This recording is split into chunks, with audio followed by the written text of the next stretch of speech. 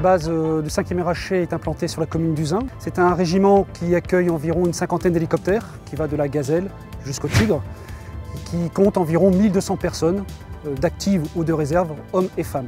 C'est un régiment qui appartient à la 4e brigade d'aérocombat, qui est régulièrement engagé au Mali. Et d'ailleurs, il s'apprête dans quelques semaines à repartir sur ce théâtre d'opération avec son chef de corps à la tête.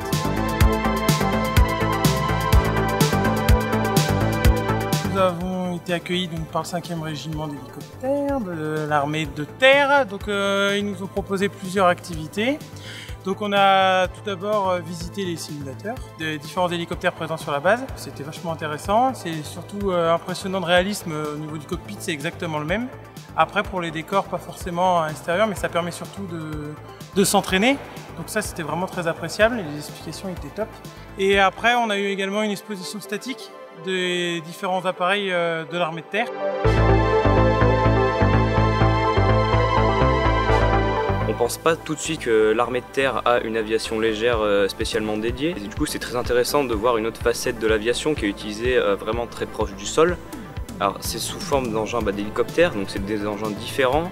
On n'a pas forcément l'habitude de voir, nous, pilotes d'avion.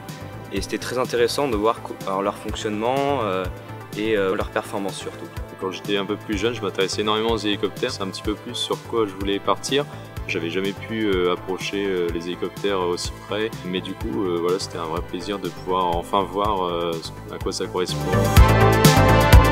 Ça fait extrêmement plaisir de contribuer à cette épreuve qui est quand même assez réputée au sein de l'aéronautique française. Et il était tout à fait logique que le 5e RHC devienne un jour une étape de cette compétition. Et je peux vous dire que voir ces jeunes hommes et ces jeunes femmes qui nous fait chaud au cœur, parce que ce sont comment dire, de futurs pilotes, soit professionnels ou d'éventuels futurs pilotes que l'on pourrait voir arriver dans nos rangs d'ici quelques années, si jamais ils se sentent l'âme militaire.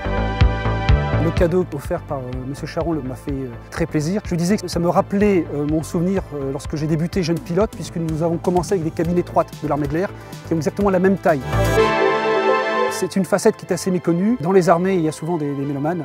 Donc c'est le cas du régiment qui a la chance de disposer d'un groupe de rock composé de cadres de tout grade.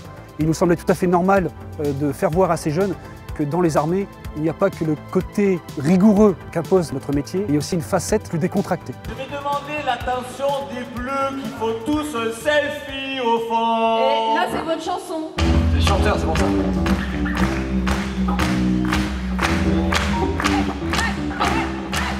No one hurry about it. Every single one got a story to tell. And I've got you coming back my way.